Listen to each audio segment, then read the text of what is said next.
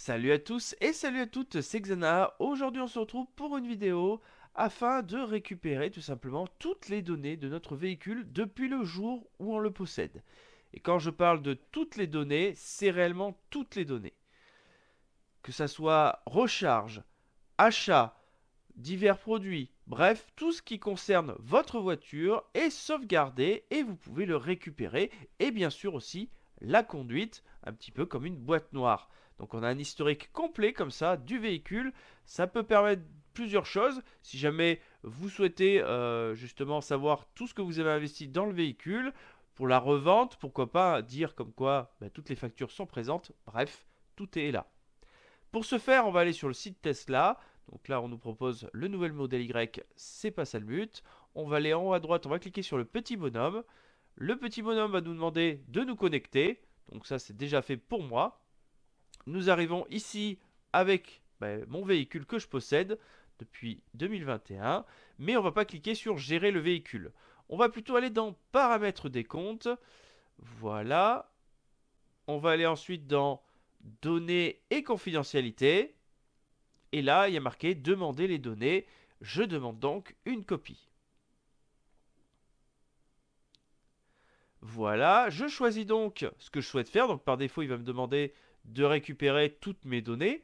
On peut vraiment choisir ce qu'on souhaite exclusivement récupérer. Voilà, tout ce qui est entretien et réparation. Et donc, on peut laisser comme ça, copie de mes données. Je choisis donc mon véhicule, donc le modèle 3.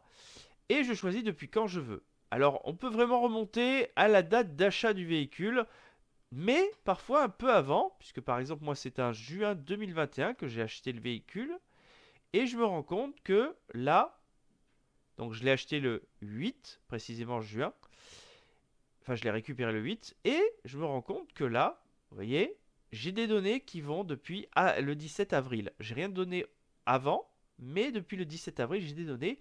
Pourquoi pas les récupérer? Et ensuite, je fais envoyer et ma demande est en cours. Donc effectivement, ça peut prendre jusqu'à un mois et au bout d'un moment, vous recevez ce petit message. Voilà, vos données sont prêtes à être téléchargées. Votre demande d'accès aux données associées à Tesla est attendue. Bon, ça c'est un ancien que j'avais fait justement. Et après, on récupère les données sans aucun problème. Là, je viens de recevoir. Et donc voilà, je viens de recevoir un message me précisant préparation de vos données pour le téléchargement. Cher utilisateur, une demande de copie de vos données suivante, Donc là, c'est votre adresse mail, hein, je l'ai barré pour pas que ça se voit. A été effectué le. Bon, ça c'est l'ancien que j'ai fait, hein, le 4 février, donc aujourd'hui, à 7 heures du soir. Bon, il est 20 heures, petit problème technique, nous préparons et ça peut prendre jusqu'à 30 jours. Et une fois ça fait, en fait, on va récupérer ceci, tout ce dossier dans une archive, et on retrouve des informations. Bon, ici, le premier onglet, c'est vraiment tout ce qui concerne donc votre nom, votre prénom, qu'on sait que vous les avez changés, etc. Donc ça enregistre vraiment l'historique aussi de ce que vous avez entré sur Internet. Caméra recording, c'est juste un message vous expliquant blablabla sur les différentes caméras. Charging data, ça va tout simplement vous montrer depuis le début de la recharge jusqu'à aujourd'hui ce que vous avez récupéré en énergie. Là, vous le voyez, j'ai plein de données. Voilà, et ça vous permet de savoir que là, par exemple, vous voyez, Tesla Wall Connector. Donc, ça a été connecté sur un Wall Connector Tesla. Courant alternative domicile. Voilà. Hop, on a utilisé la génération 2 du mobile connector. Bref, on retrouve plein d'informations. Et c'est dans ce genre de situation en fait où vous ne pouvez pas mentir à Tesla. Un exemple tout bête, c'est la première fois que j'utilise mon chargeur mobile et il a claqué. Là, il relève l'historique et se rend compte que par exemple, vous l'avez utilisé plusieurs fois. Là, c'est mon cas. Je l'ai utilisé 4 fois ici, une fois là. Enfin, je l'ai utilisé vraiment toute cette zone-là.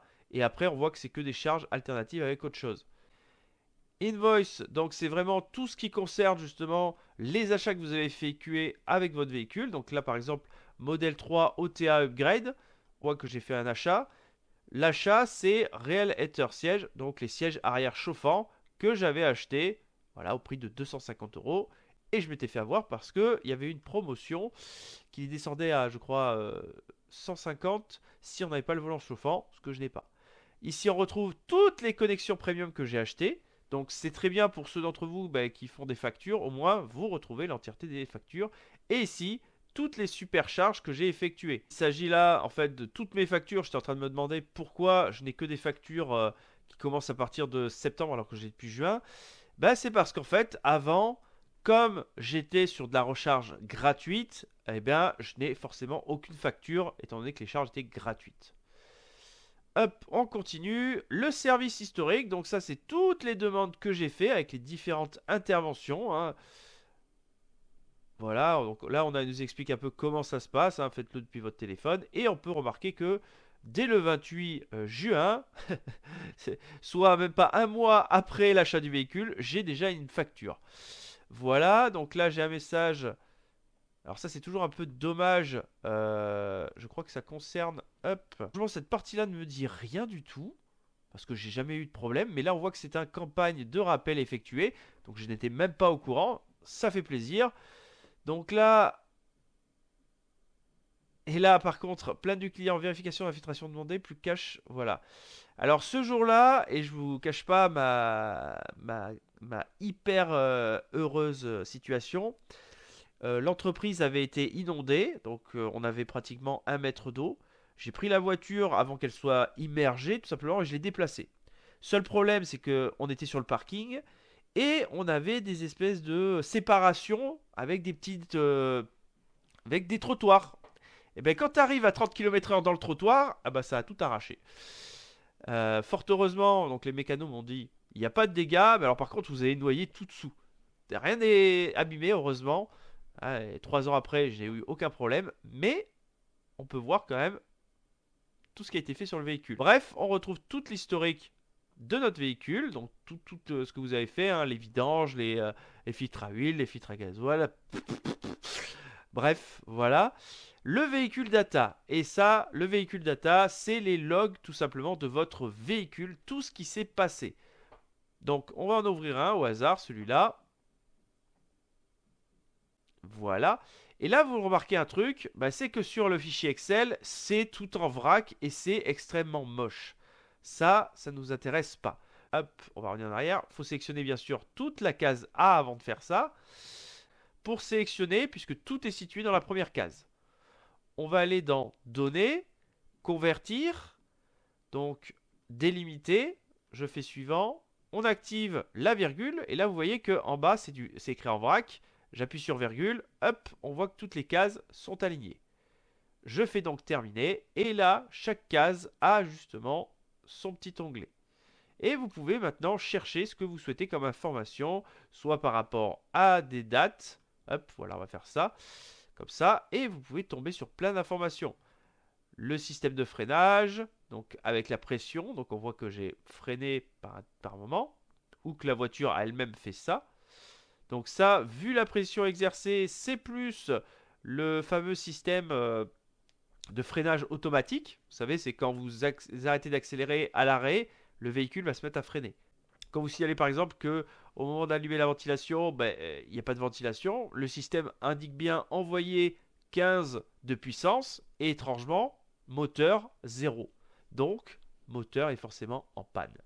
C'est un petit peu comme les avions où ils ont exactement ce même phénomène. C'est-à-dire qu'à chaque vol, s'il y a des problèmes, il y a un petit, on va dire, ordinateur qui signale, voilà, il y a eu des variations entre ce qui est demandé et ce qui se passe.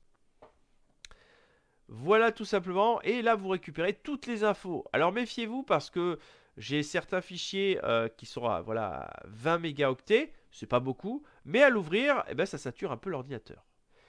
Et pour finir, donc, les détails du véhicule. Bon, ça, c'est rien de plus compliqué, hein. On retrouve donc l'année du véhicule, enfin, le VIN du véhicule, l'année du véhicule, le type de véhicule que c'est, la couleur que c'est. Donc, c'est bien, maintenant, je sais que c'est un Deep Blue métallique. Que, en termes de statut, donc, c'est un nouveau, donc, c'est pas une occasion, c'est bien un nouveau. Et j'ai même la plaque d'immatriculation. Donc vraiment, on a l'historique complet du véhicule. Voilà, j'espère que cette petite vidéo vous aura plu et vous aura permis d'en apprendre un peu plus sur votre véhicule. Et sur ce, on se retrouve à bientôt pour de nouvelles vidéos. Allez, ciao!